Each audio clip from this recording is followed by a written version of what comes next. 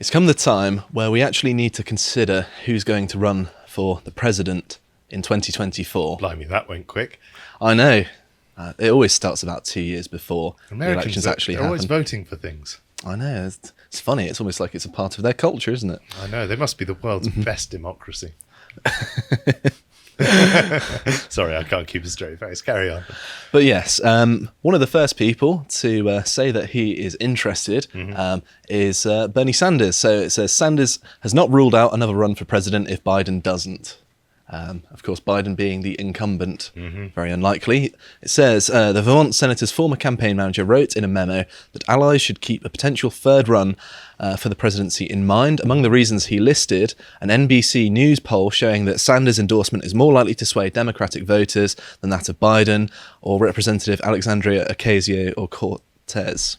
Wow. And yes, I'm actually not very surprised that he's more likely to sway Democratic voters. No, me neither. Because certainly Biden is seen as a bit of an establishment neoliberal figure in the actual Democrat And for all of the criticisms Party. you can level against Bernie Sanders, he does at least seem to occasionally rail against the right people to rail against. So I think that gives him some credo, whereas the other two, certainly Biden and also to an extent Cortez, have been captured by the machine in a way, the establishment, and they just seem like cogs in it. Yes, I think that's fair. It's also worth pointing out that he is currently 80 years old. So Goodness me. this octogenarian will be, 82 roughly, when he would be taking office if he wins, which seems a little bit much to me. I think... I mean, there are pensioners in the Andrew Cuomo nursing homes who are younger than that. Yes, and let's also not forget the fact that Bernie Sanders would whinge about millionaires all the time and talk about how these millionaires are shaping politics. And then when he became a millionaire, he started talking about billionaires, which seems awfully convenient to me. Billionaires. That's exactly it. Yeah. Yes, so some more positive news, I suppose. Hillary Clinton won't run in 2024, rules out... possible Trump rematch. To be fair, I would actually like to see Hillary Clinton run for office. Just to remind everyone how bad the establishment is. She is the evil face of the establishment, really, isn't she? Yeah. It's between her and Pelosi, I imagine they're like the two figureheads. I was reading the other day that something like 57 of Bill and Hillary Clinton's close friends and associates have died, many of them in mysterious deaths, suicides, jumping out of buildings, etc. And let's not forget Mr. Epstein, who... Yeah, anyway.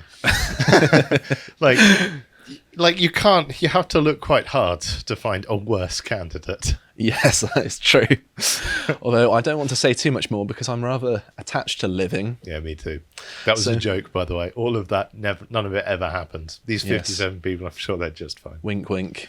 So, Hillary Clinton is making it clear that she has no plans to run for the White House again, ruling out a possible rematch with former President Donald Trump in 2024.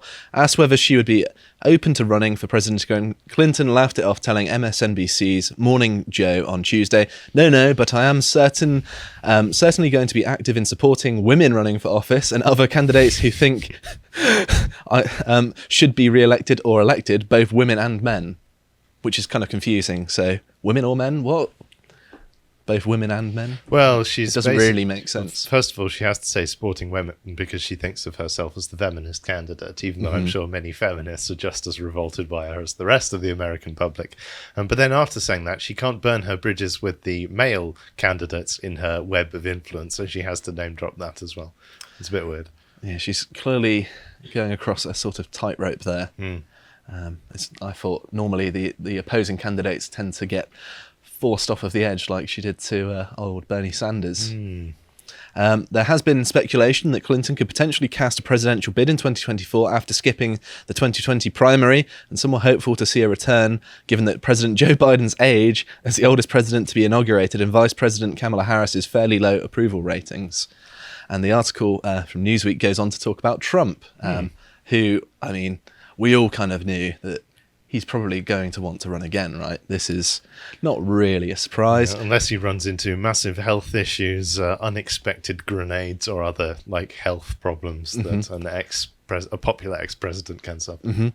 Trump, on the other hand, has not ruled out a presidential comeback and has continued to hint that he may run again in the next election. Last month, Trump told the crowd at the Conservative Political Action Conference, "We did it twice and we'll do it again.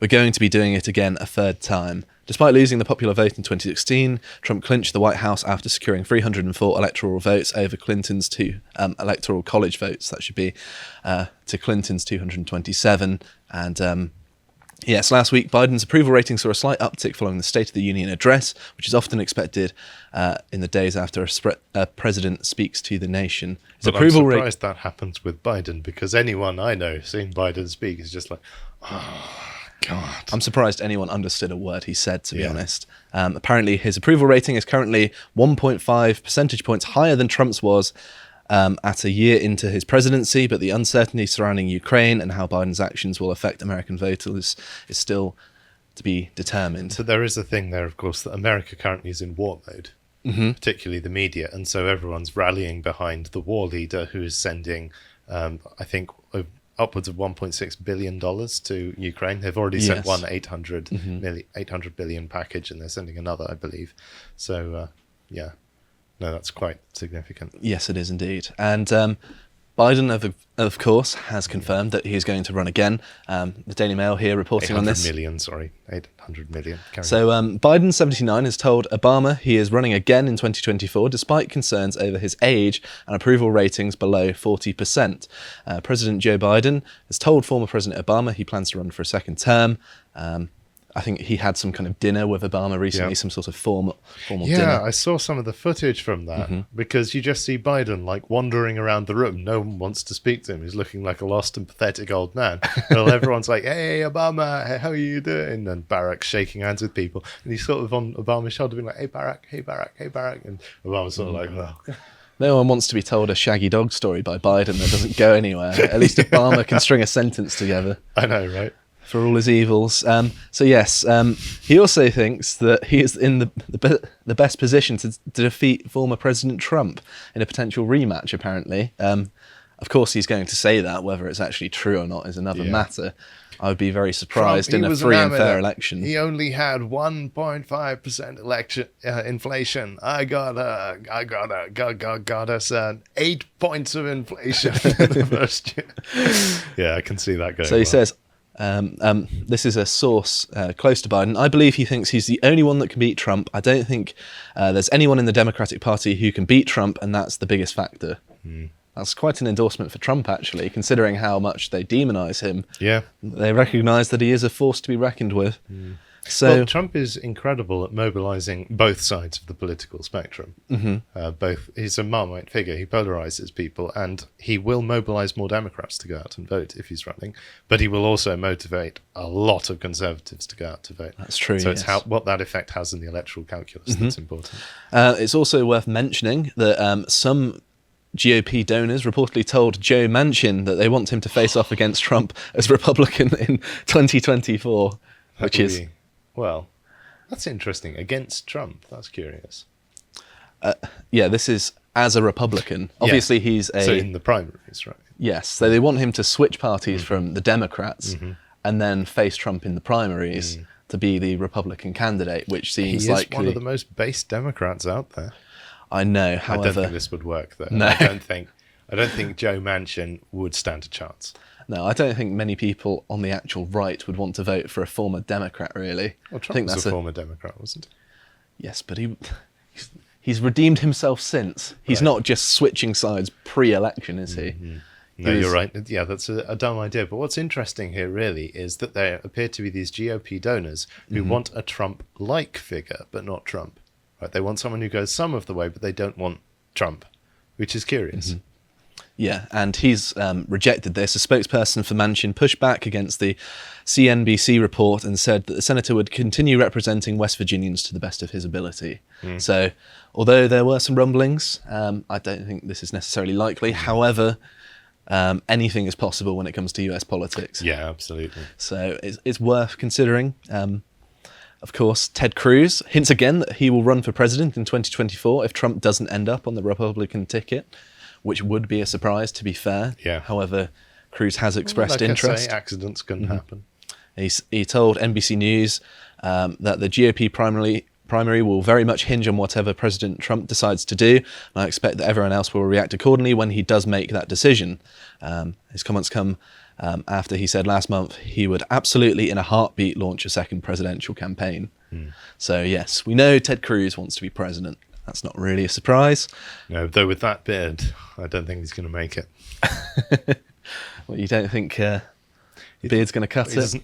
With that sort of hirsute aspect, I don't think it's going to cut it with the average American voter. But maybe I'm misrepresenting their aesthetic desires. So, CNN seems to think that Ron DeSantis is the Fox News candidate for president, which is interesting. Basically, they're trying to preemptively smear him because he is very popular, both in his home state and with Americans in general. He has not announced that he'll run, but there is a lot of speculation he might. Also, he's only 43, which is a significant advantage considering the age of most of the other potential candidates, other than maybe Cruz. That's almost half the age of Bernie Sanders. I know, yeah. Wow. It's oh my God. So yes, it's quite the difference, isn't it? It's really amazing how the elderly have basically taken over America. Gerontocracy at this point. So yes, CNN says that Ron DeSantis is going to war with Disney. On Thursday, he signalled a willingness to rescind a more than 5-decade-old provision that allows the entertainment giant to operate as an independent government around its massive park in Orlando. So you might be thinking, what's this got to do with him running for president? Well, what CNN argues is, and I'm reading a quote here, it's just the latest example of DeSantis taking cues and marching orders from Fox News. As if he doesn't have his own beliefs and opinions. Yeah. And yes, right. He's just running everything past Fox News. That's right, CNN. And I swear that in the American leftist mind, Fox News is just the fountain of all right-wing culture war material. Like, that's the only reason anyone on the right is concerned about this nonsense that the left is doing is because of Fox News. And that's the whole reason that woke is talked about and so on and so forth. It's nothing to do with there actually being a serious problem, a serious battle over our culture taking place. I think CNN should be a bit more careful about throwing stones in its glass house there, to be honest. And they claim that on everything from COVID-19 mitigation measures, or lack thereof, to critical race theory, to mental acuity of President Joe Biden, DeSantis has used Fox as both a guidepost and an amplifier to where to stand on these issues. Well, I must point out, none of these issues are actually difficult issues, right? It's not like geopolitics or brain surgery or rocket engineering. No, these are very simple, right? COVID mitigation measures probably shouldn't have people locked in their homes, right? That's pretty simple. You don't need Fox News to tell you that. Critical race theory, like literally Mein Kampf, foot with the colours swapped, is probably bad for America, which is supposed to be colourblind. And the mental acuity of President Joe Biden speaks for itself. Yes. But yes, it was just ridiculous. They say that DeSantis understood rightly that the vast majority of conservatives in the country get their news from and solely from Fox. In a 2020 Pew poll, 65% of Republicans said they trust Fox for political coverage, 30 points higher than any other network, and 6 in 10 Republicans say they got their politics and election news from Fox. 6 out of 10 isn't exactly massive, is it? No, it's not. And it's also worth pointing out that even though those numbers are going to be high relative to the usual American media, part of the reason Fox News has this mass appeal is because it has been demonized and turned into an enemy by the otherwise like one-note American leftist establishment media. And so people have rallied to Fox News because they feel like they're being attacked in the same way that Fox News is being attacked. Now, don't get me wrong, Fox News has some good segments. Tucker Carlson can be very on the ball. Other stuff is very much sort of classic American, or other stuff is wrong, basically, and I roll my eyes and get exasperated with it when I see some of their takes. But generally speaking, they have their popularity because they have been demonized by the left. So they are dealing with the monster they've created here. Absolutely, I 100% agree. And of course, Business Insider is now saying, Trump or no Trump, here's how Ron DeSantis can run for president and win, according to Republican campaign pros. So they are taking DeSantis a little bit more seriously than some of the others, I think. And I think there is a good reason for that, because he is polling very well, and he's got a good track record with what he's done. He's done lots of really good things in Florida when he's been governor. Yeah. And I think he's earned that respect. Absolutely, and long may it last. I mean, there is the argument that he does more good as governor of Florida than he would ever do as president. Even I did if consider he could that, yeah. Get there. Yeah. So yes, the article basically argues that with the popularity that he has, he can carry it through whilst being more or less a clean slate. So One thing I did want to point out is that they're already preemptively trying to foreshadow the return of Trump being even more scary than before. So here's another article from Newsweek. What is Dark MAGA? Trump supporters attempt to rebrand for 2024. A small fringe of Donald Trump supporters is calling for the former president to get back on the highest stage of US politics with a vengeance, with the motto #Dark MAGA. More of a meme than a political slogan, Dark MAGA is a post-alt-right aesthetic that promotes an authoritarian version of Trump in a dystopian Terminator-like image. In sum, the Trump Tower is painted entirely black and the former president is seen piercing through the screen with blue laser eyes. It's just like, come over to the Dark MAGA, little Republican. So they're taking... Join me and together we can overthrow the Democrats. But yeah, they're basically trying to paint him as being this evil figure based on internet memes that have nothing to do with him. So the hashtag first appeared on Twitter on January 21st and has become increasingly popular by March. It can now be found in thousands of memes on Telegram and TikTok as well. The aesthetic of the movement are easily recognisable. Images edited in red and black or red and blue, featuring people with blue laser eyes, often holding weapons or standing in front of neo-Nazi symbols. Right. Oh dear. What's that smell? PSYOP?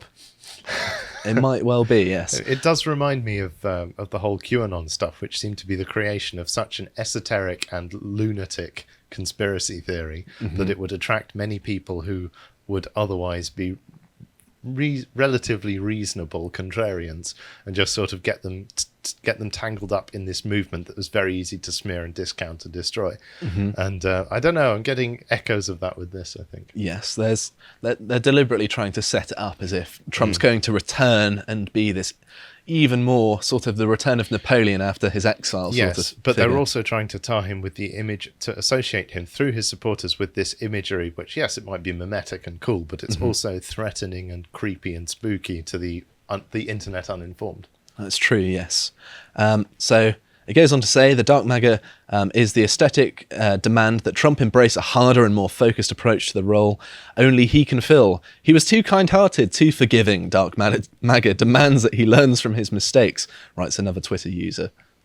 I think they might be pulling your leg a bit, Newsweek, but there we go. Let's actually have a look at what this phenomenon is that they're going to smear Trump with. And if we take a look at some of these actual images, so yes, Trump with the red background and the laser eyes. Looks like Red Skull. He does a bit. Jordan Peterson confirmed. So if we have a look at some of the other ones as well, there he is looking like a 1980s movie villain on the cover of a film. I think it is just people having fun with stuff. Yeah. And I don't know. There he is again. So yeah, I think that the smearing has started. They found some new tricks. Yeah. Based on internet memes in which people unconnected to Trump are creating. But who do you think the candidates are likely going to be? That's a very good question. Well, obviously Trump on one side. On the other, on the Democrat side, it's strange. If Biden is still alive, he will probably be propped up to run against Trump. He'll probably need propping up at his age, yeah. I can't see, if he's not, then who would it be? Kamala Harris? I doubt it. I don't see any of the replacements. But then on the Democrat side, it doesn't really matter who stands. They will just prop someone up and put them in.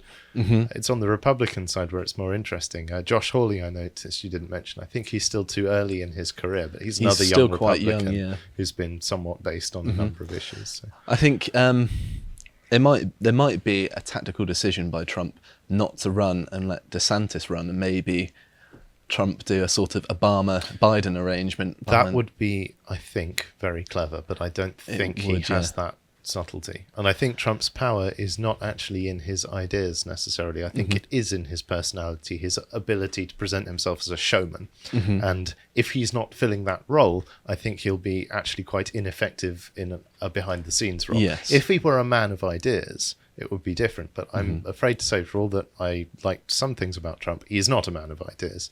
He is best off in the front seat, waving his arms around, provoking journalists on Twitter. I think the most likely option is going to be Biden against Trump. Yeah. Whether Whether things will be fair and even is another question entirely, but I can't talk about that.